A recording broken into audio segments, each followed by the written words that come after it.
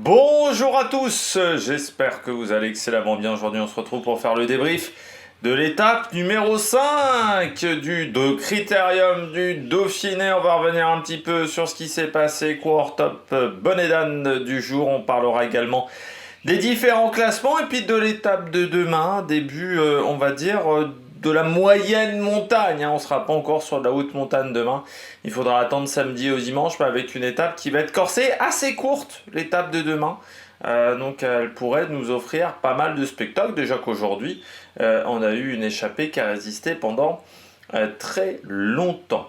Allez, n'hésitez pas à vous abonner à la chaîne, à réagir dans les commentaires, à mettre un pouce bleu, à partager la vidéo sur les réseaux sociaux, notamment auprès de vos proches, si vous pensez que ça peut les intéresser. Dans les commentaires, n'hésitez pas à me dire qui vous a plu, qui vous a déçu. Quand vous vous abonnez à la chaîne, vous pouvez rajouter la petite cloche, comme ça vous êtes au courant des dernières vidéos qui viennent de sortir. Si vous avez les moyens et que vous voulez soutenir mon travail, vous pouvez faire un super fax, ça se passe dans les commentaires. Et puis plus vous cliquez rapidement sur une vidéo, sur une miniature, plus les vidéos sont mises en avant par YouTube, et je remercie les gens qui font cet effort. Dauphiné, étape 5, une étape intéressante. Je vous avais dit hier, je pensais que moi une échappée irait au bout. Pourquoi? Je me disais que l'échappée arrivera à garder dans le final 1:32 minutes. Je m'étais dit, on est dans la région de Mâcon, il y a pas mal de caves. Toujours assez technique au niveau des caves parce que les routes sont pas toujours extrêmement larges, il y a pas mal de changements de direction, donc c'est toujours un petit peu compliqué quand on passe dans des vignobles, et c'est toujours un petit peu vallonné aussi. Le principe du vin, c'est que c'est souvent sur des pentes, et je me disais bon, ça risque d'être un petit peu compliqué pour un peloton de s'organiser. Et comme la dernière bosse était quand même à une vingtaine de kilomètres de l'arrivée, je me disais 20 km pour se réorganiser, ça risque d'être compliqué, et je pense que la Lidl aura du mal à contrôler toute la journée. Donc c'était ça mon idée, c'est que je pensais que déjà Remco Evenepoel se battrait peut-être pas forcément pour le maillot jaune. Donc je me disais que ça partirait peut-être assez vite du côté de l'échappée, et une échappée qui prenait 5-6 minutes sur un terrain comme celui-là dans la deuxième partie de course, c'est une échappée qui allait au bout. Bon, il s'avère que la Lidl a contrôlé toute la journée.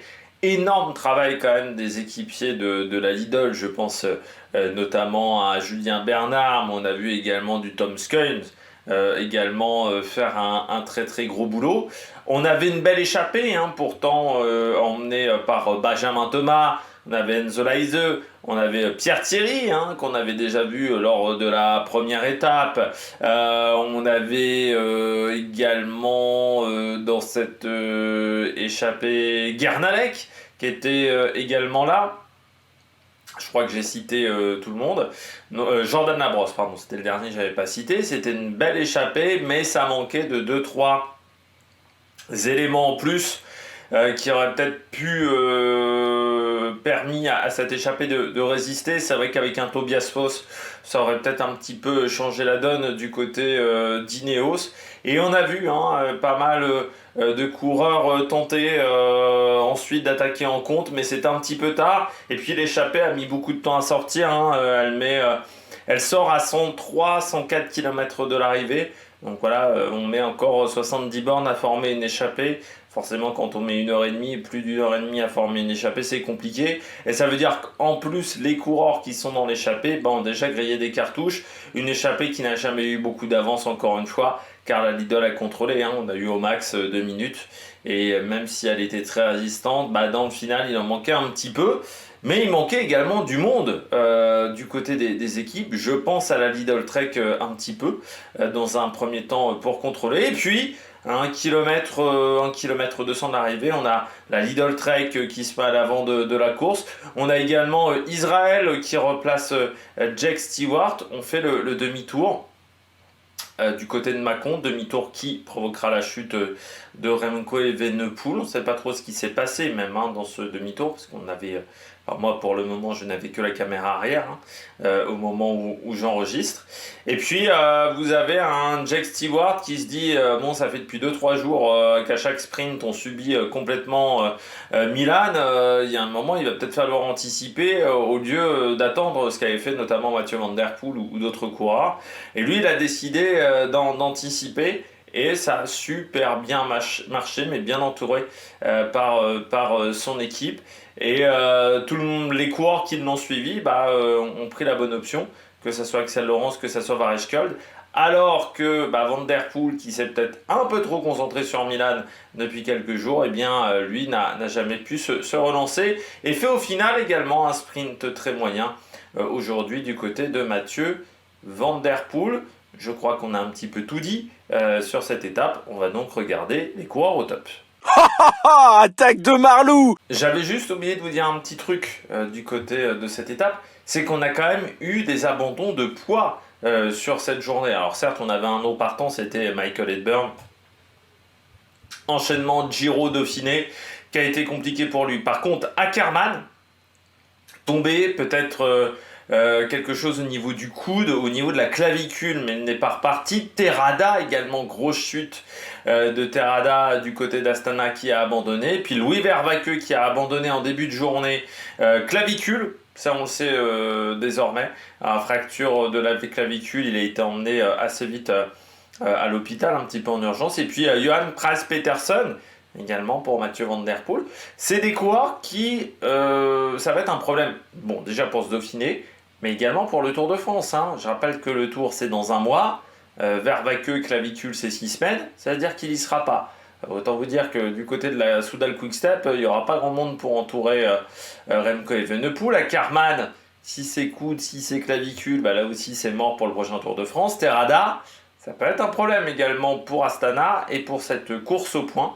Parce que Terrada peut faire un top 15 ou au moins un top 10 sur le prochain Tour de France, ou pourquoi pas jouer un classement de la montagne. Donc il faudra suivre tout ça du côté des coureurs, parce que ça peut avoir des conséquences importantes au niveau de la suite du côté du classement général et du classement également peut-être du prochain Tour de France. On commence tout de suite avec Jack Stewart. Très très belle performance de Jack Stewart aujourd'hui. Oui, comme je le disais, c'est vrai que les coureurs ont tendance à suivre le meilleur sprinter, sauf qu'au bout d'un moment, ça fait déjà 2 sprints où on avait à peu près le même schéma, c'est-à-dire que tout le monde attendait que la Lidl fasse le travail et tout le monde se mettait dans la roue de la Lidl Trek et de Jonathan Milan. À la fin, c'est Jonathan Milan qui s'imposait. Et à Stewart, il s'est dit, la meilleure défense, c'est l'attaque. C'est-à-dire que si Milan est si fort que ça, je vais attendre son sprint, ça va pas faire grand-chose. Je me dis, si j'anticipe, peut-être qu'en plus, des mecs derrière moi vont suivre, il va peut-être se retrouver enfermé, et je peux peut-être gagner mon sprint. En plus, du côté de Jay Stewart, on est en confiance, on a gagné sur les 4 jours de Dunkerque, c'était il y a à peine un mois, donc ça veut dire qu'il y a une petite confiance. Et puis, du côté de Jay Stewart, et c'est peut-être ça qui a aidé à faire ce sprint de 250 mètres, un tout nouveau vélo de chez Factor, un vélo très inspiré du vélo Lotus des Jeux Olympiques de Tokyo 2021 de cyclisme sur piste, qui a ensuite été copié du côté du cyclisme sur piste, notamment par Look pour son vélo Paris 2024.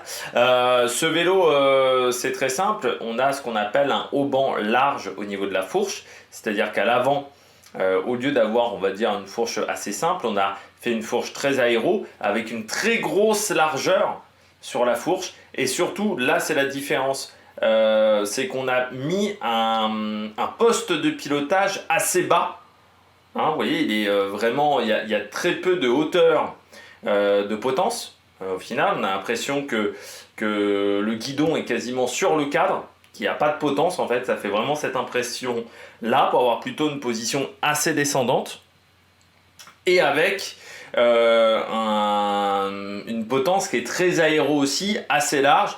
Là, c'est aussi inspiré de ce qu'avait fait Van Rysel sur son vélo aéro, ce qu'ont fait d'autres marques. Et moi, j'ai l'impression que c'est un vélo qui marche excessivement bien. Déjà, on l'a vu notamment sur les épreuves de piste. C'est plutôt ces vélos-là, du côté des épreuves d'endurance, qui ont été efficaces. Mais j'ai quand même l'impression que ce vélo est très aéro. On sait que maintenant, les haubans, plus on les écarte, on va dire, un petit peu de la roue, plus l'air passe rapidement, donc moins il y a de friction. tout simplement, et moins il y a de perturbations également au niveau de l'air, et que ça s'écoule plus vite. On peut même, entre la roue et le haut-banc, ça peut accélérer un petit peu le passage de l'air. Ça crée une sorte de vortex, ce qu'on appelle en Formule 1 les vortex, qui sont là pour canaliser l'air, pour le guider, et pour que ça aille plus vite. Parce que alors je sais pas comment ça se passe, hein, véritablement, physique, chimie, j'étais pas très bon, mais en gros, ça va compresser l'air, hein, l'air aller condenser dans un tout petit espace, et donc elle est obligée de s'écouler très rapidement. Elle peut pas rester sur place, on va dire. Donc c'est un peu l'idée. Et plus l'air s'écoule vite, plus on a un meilleur coefficient de pénétration dans l'air également. Et avec cette position-là, eh bien, moins on a de résistance à l'air, donc plus on va vite, avec le même nombre de watts. Et c'est peut-être ce qui a favorisé Stewart. Il a peut-être fait un sprint, au lieu de le faire à 100% de ses capacités, à 98-97%. Mais avec ce niveau-là de puissance, eh bien, il n'a jamais été remonté par ses adversaires, car il allait aussi vite qu'eux, sauf sur une durée plus longue.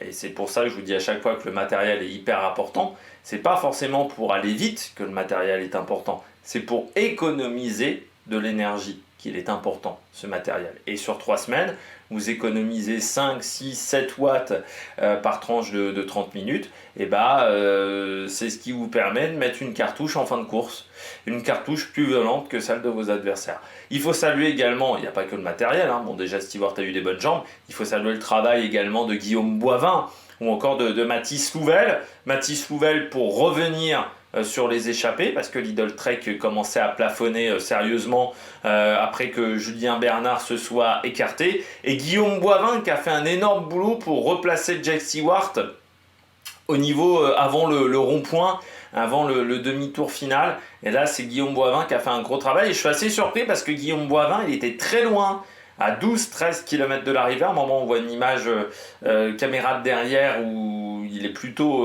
en train de revenir sur le peloton. Et je me dis qu'il a réussi à se replacer extrêmement vite, Guillaume Boivin, et qui a fait un beau boulot. Par contre, mauvaise nouvelle pour Ackermann. Bon, déjà, abandon aujourd'hui d'Ackermann, mais en plus, son adversaire dans l'équipe gagne. Et on peut se dire que même s'il n'est pas blessé, Ackermann, on va peut-être avoir des doutes pour l'emmener sur le Tour de France, parce que déjà peut-être qu'il ne pourra pas courir d'ici le Tour de France, donc il aura peut-être un décalage par rapport à la préparation prévue initialement en début de saison, et surtout on va se poser la question, se dire, Stewart il passe plutôt bien les bosses, on sait que le début de Tour de France, il y a des étapes qui peuvent être un petit peu vallonnées, et on va se dire, il est capable de battre Milan. Est-ce qu'il y a un intérêt en soi à emmener un Ackermann qui est plutôt un sprinter de plat, qui n'a peut-être pas forcément eu des grands résultats depuis le début de saison, alors que l'année dernière, il avait eu pas mal de podiums? C'est peut-être une question qui va se poser du côté d'Israël. Première tech. Deuxième coureur top, Axel Laurence, opportuniste, le coureur de la Ineos. On a juste essayé avec Tobias Foss, ce qui n'a pas forcément été très fut-fut, parce que Tobias Foss, quand il essaye de ressortir, devant ils sont déjà 5, ils essayent de ressortir à 3, alors même s'il y avait Alex Baudin par exemple dans ce groupe de 3, le problème c'est que devant tu as Benjamin Thomas, on sait que c'est un coureur qui est très dur à rattraper, Benjamin Thomas, et c'est vrai que c'était peut-être pas forcément la meilleure idée du siècle d'attaquer à ce moment-là, même si il faut le rappeler, hein, l'écart était à peine d'1 minute 15, 1 minute 20 à ce moment-là, mais peut-être même moins d'1 minute quand ils ont essayé. Autour de Tobias Foss, mais bon, ça a duré une vingtaine de kilomètres, et Tobias Foss il a même arrêté de passer des relais avant ses petits camarades parce qu'il voyait que ça ne marchait pas. Du côté d'Axel Laurence, on s'est plutôt débrouillé seul, mais on a pris la bonne roue dans un premier temps. C'est vrai qu'on a pris plutôt la roue de Milan, donc ce qui fait qu'on était plutôt bien positionné du côté d'Ineos. Et puis après, comme Guillaume Boivin a fait un gros travail du côté de Jack Stewart, c'est Jack Stewart qui était plutôt dans la roue de Milan, et surtout Jack Stewart a lancé son sprint, et Axel Laurence qui était dans la roue a eu la bonne idée de ne pas attendre et de suivre Jack Stewart, de ne pas se dire « Oh, j'ai l'impression qu'il lance un peu tôt, je vais plutôt rester sur Jonathan Milan et attendre que Jonathan Milan emmène ». Non, il a suivi. Alors certes, il n'a jamais pu remonter Jack Stewart, mais comme il a suivi et qu'il a bien anticipé, eh bien ça fait un bon sprint du côté d'Axel Laurence, une belle deuxième place. alors que bon, sur ce Dauphiné, jusqu'à maintenant, ça avait été compliqué. Troisième coureur top pour moi, Benjamin Thomas. Bah oui, parce que ça a été le moteur de l'échappée, Benjamin Thomas. Pourtant, bon, on avait Pierre Thierry, pourtant on avait Jordan Labrosse, qui on sait est un très bon coureur, mais si l'échappée se fait rattraper à 4 bandes de l'arrivée, 3 bandes de l'arrivée, c'est parce que tu as Benjamin Thomas. C'est quand même the baroudeur, hein. Benjamin Thomas, à une époque c'était Alexis Goujard qui était capable comme ça de faire des sacrés numéros à l'époque où il était chez AG2R. C'est vrai que Benjamin Thomas, bon, depuis qu'il est chez les pros, surtout chez Cofidis, parce que c'est vrai qu'il le faisait peut-être pas forcément énormément chez FDJ, du côté de Benjamin Thomas, mais bon, depuis qu'il est chez Cofidis, on sait qu'il est, souvent dans ce registre-là de l'échapper sur le plat. Ça avait failli passer une fois sur le Tour de France et passer une autre fois sur le Tour d'Italie. On sait que c'est un registre où il est très très fort. Et surtout, il ne faut pas lui laisser 30 secondes d'avance à 5 km de l'arrivée parce qu'il est très dur à remonter. Et pourtant là, dans les 10 derniers kilomètres, ils ont 20 secondes d'avance. Et pourtant, à chaque fois, les mecs du peloton se sont cassés les dents véritablement sur Benjamin Thomas, n'arrivaient pas à rentrer, à revenir sur lui parce que à chaque fois il arrivait à remettre une petite louche, à remettre une petite couche et c'était très compliqué pour les adversaires de Benjamin de réussir à s'en sortir, de réussir à en remettre. Donc voilà, belle échappée aujourd'hui de Benjamin Thomas qui a tout donné, qui n'aura rien à se reprocher.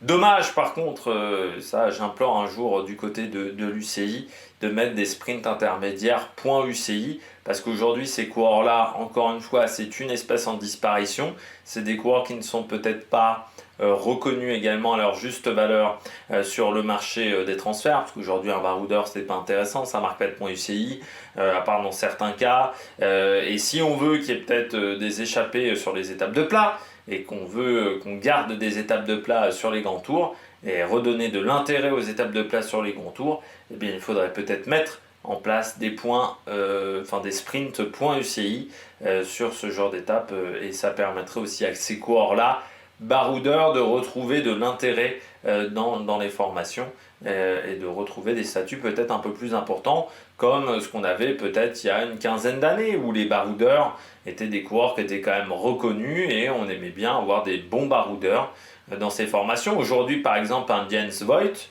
si on prenait en 2025 un Jens Voigt aujourd'hui qui serait sur le marché, qui serait tout jeune coureur, je ne suis pas sûr qu'il aurait une équipe à la sortie des rangs juniors ou espoirs, parce qu'aujourd'hui un baroudeur ça n'intéresse pas. Donc c'est là où il va falloir peut-être changer la donne du côté de l'UCI. Puis je termine avec Varechkjold. Oui, belle troisième place du côté de Varechkjold. Il avait eu deux premières étapes très compliquées, le Norvégien. Des crampes, pas dans le cou, en difficulté, ça m'inquiétait un petit peu parce que je vous avais dit, il avait bien commencé la saison, j'avais l'impression qu'on était un petit peu sur une situation de coup d'arrêt pour le coureur de la Uno X, qu'il avait du mal à en remettre tout simplement, Søren Varechkjold, donc ça m'inquiétait un petit peu. Et puis là, aujourd'hui, le coureur norvégien fait un bon sprint. Il suit Axel Lorentz, qui suivait Jack Stewart.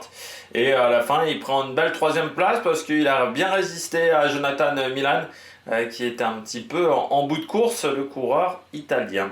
Allez, on regarde tout de suite les bonnets d'âne.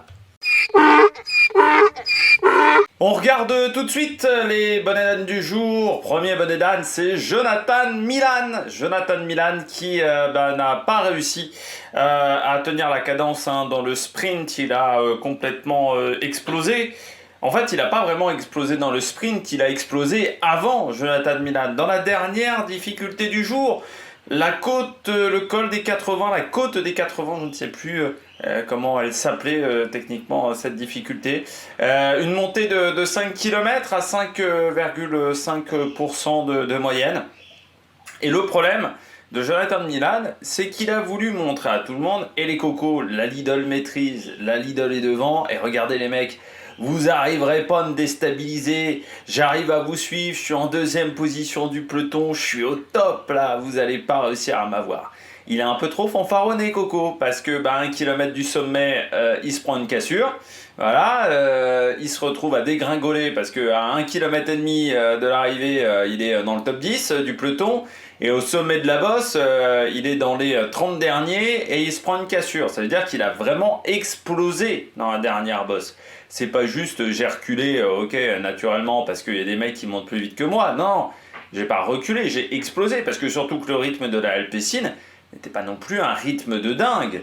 Le rythme qu'a réalisé l'équipe belge, parce que tous les autres sprinters ont réussi à passer, dans la majorité du cas, sans s'exploser la tête non plus.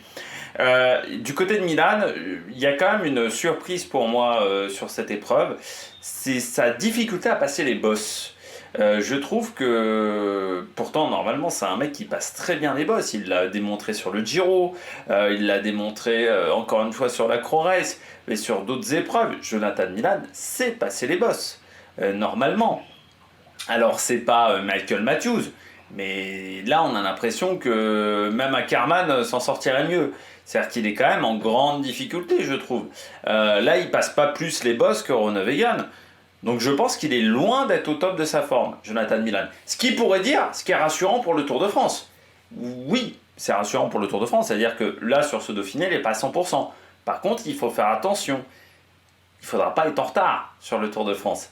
S'il commence mollasson, il y a d'autres coureurs qui vont peut-être se régaler sur le Tour de France. Donc il ne va pas falloir non plus démarrer trop piano, parce que cette première semaine de course, elle offre quand même énormément de possibilités aux sprinteurs. Il ne faudra pas attendre. Donc du côté de Jonathan Milan, là aujourd'hui, il a explosé. Et quand même aujourd'hui, il a totalement raté sa gestion de fin de course. Je pense qu'il a voulu trop en faire. Il a voulu, voilà, encore une fois, fanfaronner devant les collègues, devant les camarades, en disant « Regarde Van Der Poel, regarde Stewart, regarde Axel Laurens, Varechkel. Vous voyez, je suis tout devant. Et ça me fait rien. » Et tu me mets des coups de poing, ça me fait rien. On aurait dit un petit peu un enfant de maternelle. Et tape-moi dans le bidon, tu vois, ça ne rien à me faire. C'est un petit peu ça, voilà, notre ami Jonathan Milan. Et à la fin, il a bien explosé, voilà, parce qu'il n'a pas sprinté quasiment, alors qu'il est parfaitement emmené. Déjà, on peut saluer encore une fois aujourd'hui le travail de Julien Bernard, qui a encore fait une sacrée étape. Alors, tous les jours, il est au front, de toute manière, Julien Bernard. Mais le travail de Consoni, le travail de tout son train dans le dernier kilomètre où il y a encore 3 mecs devant lui à 1 kilomètre de l'arrivée, eux ils font un travail parfait. C'est Milan qui n'a pas été en capacité de conclure, et dans ce genre de journée, normalement vous n'êtes pas vraiment content de vous quand vous êtes sprinter. Deuxième coureur sur Hugo Page. Alors autant Jonathan Milan bien entouré qui a un peu explosé dans la bosse, autant Hugo Page. Normalement, c'est le type de format d'étape qu'il aime bien. On le sait, ça a toujours été un sprinter qui passait bien les bosses. Notamment, sa première victoire chez les pros, c'était à Limoges, sur le Tour du Limousin. L'étape de Limoges, qui n'est pas l'étape la plus facile du Tour du Limousin, avec cette petite bosse dans l'entrée dans Limoges, qui est toujours un petit peu compliqué à gérer, ce circuit final, qui n'est pas si évident que ça. Donc on le sait aussi, il avait fait un bon Dauphiné il y a quelques années, l'année où Molano s'était engueulé avec lui, Molano avait pété un boulon, il avait fait un super Dauphiné cette année-là. Là c'est vrai qu'il a en net retrait en termes de niveau de performance, il n'est pas là, et en plus son équipe ne l'aide absolument pas, ce qui je trouve est un petit peu surprenant parce que il n'y a pas vraiment de grands leaders. Alors certes, on a Louis Barré pour le moment, mais des très très grands leaders pour le général, on n'en a pas du côté d'Intermarché. Je pense qu'on aurait quand même la capacité de mettre 1 ou 2 mecs autour de Hugo Page pour l'aider. Là, je regarde les 3-4 derniers kilomètres, je ne vois pas de mecs pour aider Hugo Page. Je ne vois pas d'autres maillots Intermarché. Alors même si on ne les voit pas trop, je trouve, de l'hélico, parce que je ne sais pas si c'est l'hélico d'ASO qui fait ça, mais je trouve que tous les maillots à dominote blanche, eh bien, on a l'impression qu'ils se ressemblent tous parce que le blanc prend le pas à la caméra. On a du mal à voir les effets de manches et ce genre de choses du côté. Alors, je ne sais pas si c'est à cause du soleil ou qui tape fort ou à cause de la caméra qui est mal calibrée, mais on a du mal à voir les petites différences, je trouve, entre Intermarché Tous les maillots qui sont plutôt blancs. Bon, la Red Bull, ça se voit quand même parce que t'as le bleu du côté de ce maillot. Mais c'est vrai que sur la caméra hélico, si tu regardes bien, le maillot Bahreïn, Movistar et le maillot Intermarché, alors que pourtant Intermarché, tu as la manche jaune, la manche rouge, donc tu devrais pouvoir différencier facilement. J'ai du mal à voir la différence avec les Total Energy également, qui sont maillots à dominante blanche. Je trouve que ça se ressemble beaucoup. Sur la télévision, ça se ressemble beaucoup. Voilà. Et pourtant, aujourd'hui, j'ai regardé sur Eurosport, parce qu'il y a 2 jours, j'ai fait sur France Télévisions, 2 jours sur Eurosport. J'ai fait moite-moite. Enfin, sur HBO Max. Mais oui, du côté de Hugo Page, seulement 14e sur un sprint de ce niveau-là. Alors, encore une fois, même si tu n'es pas aidé par tes équipiers, tu dois être en capacité de faire mieux. Fred White, il n'est pas énormément aidé aujourd'hui.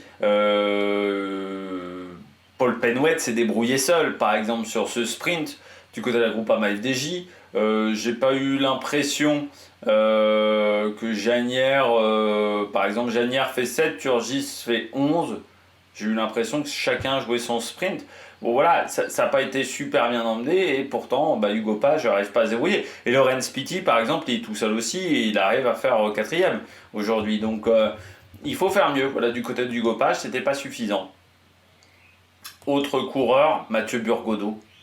Alors là, c'est plus un constat de carrière, on va dire, du côté de Mathieu Burgodeau. Mais je me disais ça aujourd'hui en regardant le coureur de la Total Energy. Pour moi, c'est un coureur qui a totalement disparu, Burgodeau. C'est-à-dire que c'est quand même un coureur qui était très intéressant, puncher, prometteur. Quand il gagne sur Paris-Nice, c'est avec 2022, 2023 qui sont des bonnes saisons pour lui. Quand il fait 2e derrière Wout Poels sur le Tour de France, ou c'était 3e, je sais plus, derrière Wout Poels, c'est un mec qui a eu des résultats, qui a été vraiment pas mauvais, sauf que depuis l'an dernier, sur les grosses épreuves, il est assez transparent. Alors l'an dernier, il fait 2e du classement de la montagne de Paris-Nice. Il marque surtout beaucoup de points UCI en fin d'année parce que Total a fait une tournée en Turquie et en Belgique, ça s'est plutôt pas trop mal passé, et sur la Coppa Agostini également. Mais pour le reste, c'est quand même extrêmement décevant, je trouve, sur la saison de Burgodeau. Et là, le début d'année, il est invisible, Burgodeau. On a une 10e place sur la classique VAR. On va dire 11e de la Drôme Classique, qui est son meilleur résultat en termes de points UCI.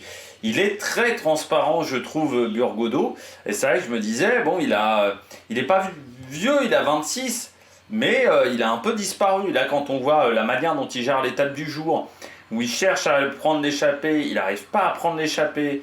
Il galère quand même aujourd'hui un petit peu, Burgodeau. À un moment, il est en galère à l'arrière du peloton, il est dans le groupe Milan quand même, sur une étape où il n'y a pas non plus 4000 mètres de dénivelé positif.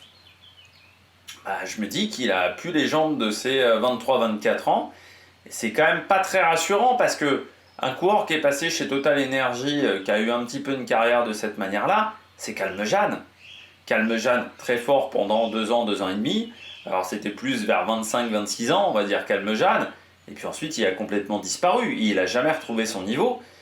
Il a dit, Burgodeau, j'espère que ça ne va pas faire pareil que Calmejane. Parce que c'était un coureur qui était très intéressant. 2022, 2023. Déjà 2024, au niveau de son classement PCS, a un peu triché parce qu'il le fait sur des courses qui ne sont pas forcément d'un grand niveau.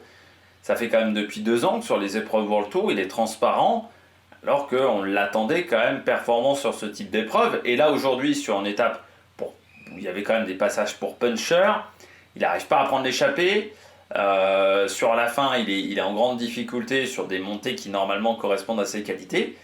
C'est quand même un petit peu une interrogation en ce moment, Mathieu Burgodeau. Coureur en fin de contrat, Mathieu Burgodeau. Et là, on va commencer à se poser des interrogations, parce que c'est avec Total Energy. Bon, on nous dit qu'il y aurait une alliance avec Ineos. Il n'y a pas eu d'annonce officielle pour le moment. Comme hier, il y a eu une fausse annonce sur le site L'équipe qui disait que Decathlon, AG2R veut vendre et Decathlon s'allierait avec L'Oréal pour reprendre l'équipe et faire un énorme budget autour de 40 millions d'euros. En final, L'Oréal a démenti, donc se pose quand même pas mal de questions en ce moment du côté du cyclisme en France. Il y a pas mal de mutations, de changements. Mais Burgodeau, il y aura une réflexion à avoir, je pense, dans les semaines à venir sur est-ce qu'il faut qu'il reste chez Total Energy ou aller dans une autre structure. Et s'il va dans une autre structure, avec quel rôle aujourd'hui? Parce que un statut de leader, ça serait quand même compliqué à obtenir dans pas mal de formations. Donc ça va être une vraie réflexion à avoir pour le cours de Noirmoutier. On sait que, voilà, encore une fois, Total Energy est pas sûr de repartir. Voilà, donc c'était un peu mon interrogation sur Mathieu Burgodeau. Je termine avec Alpecin. Très clairement, si l'objectif était de faire péter le peloton, c'est complètement raté de la part de Alpecin dans la dernière bosse finale. Puis si tu voulais faire péter le peloton, fallait rouler avant sur un tempo de grand malade. Or, on a l'impression que chez Alpecin, on avait une stratégie ce matin et qu'on n'a pas réussi à l'appliquer. Je pense que la stratégie ce matin, c'était de mettre un mec dans l'échappée.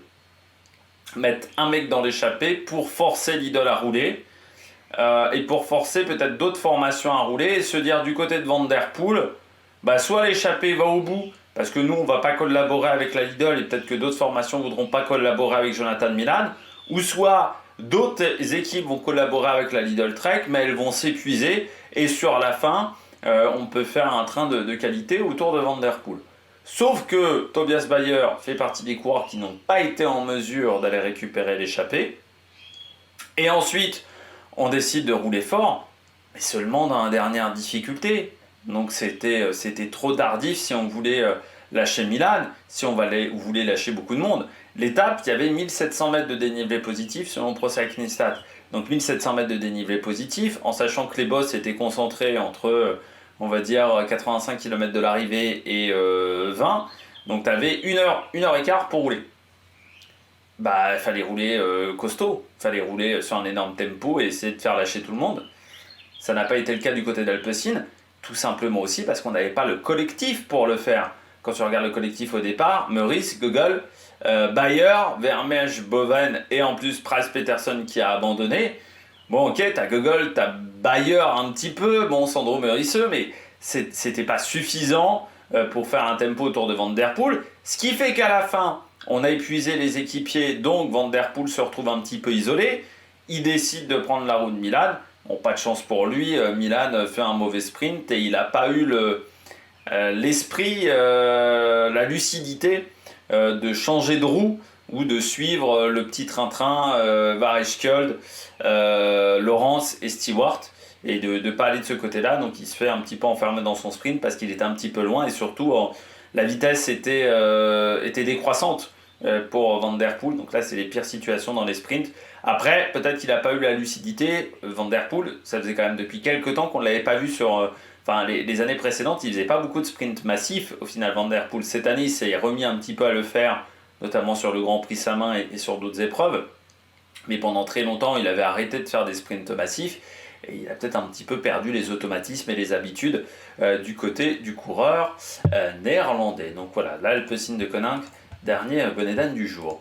On regarde les classements. Et puis l'étape de demain, du côté des classements, eh bien on commence avec la victoire du jour, Jake Stewart devant Axel Laurens, Varechkjold, Pitti, Milan. Penouette, deuxième français devant Janière. Donc comme je vous disais, Turgis fait 11. Et puis Fred White, Van Der Poel et Bastien Trochon qui complète le top 10. Venturini également fait pas un super sprint du côté d'Arkea. Voilà, mais comme ils avaient 2 mecs dans l'échappée, ça a peut-être été un petit peu compliqué pour eux. J'ai eu un petit rototo. Du côté du classement général, pas de changement dans le top 5. Evenepoel devant Lipovic, Romeo, Van Der Poel, Vingegaard. On retrouve ensuite Dunbar. Pogacar, grâce à l'abandon de Terrada, gagne une position. Jorgensen aussi. Louis Barret reste dans le top 10. Et Paul Sexas rentre dans le top 10 du côté du classement général qui devrait pas mal changer demain. Le classement du maillot vert, Van Der Poel en tête avec 69 points devant Jake Stewart. Deuxième désormais avec 41 points devant Jonathan Milan. Et on retrouve ensuite Pogacar, Evenepoel, Axel Laurence. Voilà, dans ce classement. Le classement de la montagne, c'est Paul Ourselin toujours en tête devant Louis Barret et Victor Gernalec. Jordan Labrosse est désormais 4e, à égalité avec Benjamin Thomas. Voilà, ils ont pris tous les deux 5 points aujourd'hui. Le maillot blanc toujours emmené par Evenepoel. Là, il n'y a pas de changement dans le classement. Lipovic 2e à 4 secondes, devant Roméo à 9 secondes. On retrouve ensuite Louis Barret, Paul Sexas et Magnus Sheffield. J'avais oublié hier, c'était Sheffield. Enfin, j'avais oublié. Sheffield hier, il a perdu du temps au départ.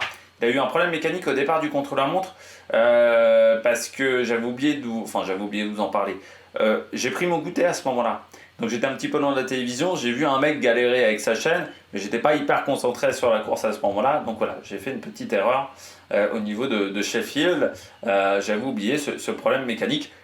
Malgré tout, ça reste quand même un bonnet d'âne parce que il y a 10 ans, on n'aurait jamais vu Ineos avec un problème technique sur la rampe de lancement.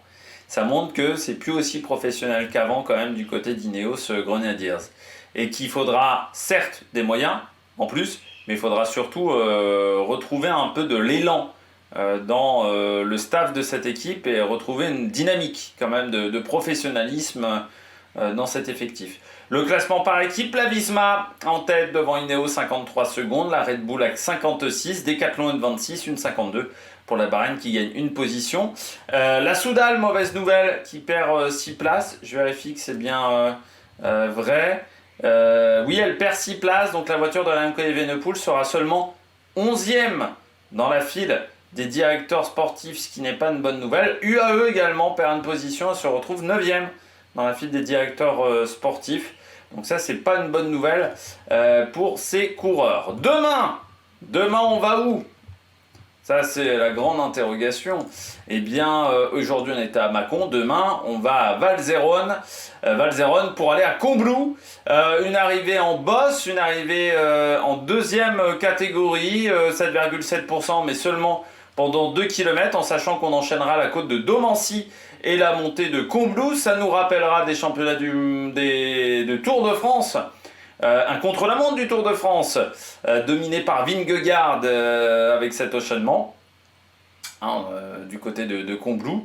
Et puis on aura un parcours de 127 km seulement, mais avec pas mal de difficultés. La grande interrogation du jour, c'est de savoir est-ce qu'on aura une étape pour baroudeur ou pour leader du classement général. Est-ce que certains leaders du classement général voudront faire une grande impression et voudront montrer à leurs adversaires qu'ils sont déjà prêts pour le prochain Tour de France? Ce qui fait que moi je miserais quand même sur un Vingegaard dans cette optique-là. Et puis du côté des échappés, qui on pourrait mettre du côté des échappés bah tiens, en grosse cote, je mettrais un Clément Braz Afonso. Ça serait quand même une très très grosse cote. Voilà, un Benelli. Mais bon, qu'on attend depuis quelques jours. Benelli, ça commence à devenir une ritournelle. Pourquoi pas un Torsten Traen également du côté de la Bahreïn Victorious, qu'on a déjà vu parfois dans des échappées. J'aurais bien mis un Clément Berthet aussi, mais il est peut-être encore un petit peu trop proche au classement général. Clément Berthet du côté de la Decathlon AG2R. Voilà, du côté des favoris, pourquoi pas pour demain, sur cette étape qui sera très très courte. On va vous montrer peut-être la côte du Mont Sassonex. Déjà, il y a pas mal de pourcentages. Domancy, c'est très dur. Et la côte de la Crie, vous avez un passage pendant 500 mètres à 10,8% et vous voyez que pendant 1,5 km, on est aux alentours de 11,3%, 11,4% sur la côte de Domancy. Donc c'est très costaud, voilà. Donc il faudra faire attention, voilà, du côté de cette journée à Combloux. Eh bien, j'espère que vous avez aimé cette vidéo. N'hésitez pas à vous abonner à la chaîne, à réagir dans les commentaires, à mettre un pouce bleu. Et puis nous, on se retrouve pour de nouvelles aventures. C'est Amérique Production. Ciao, ciao!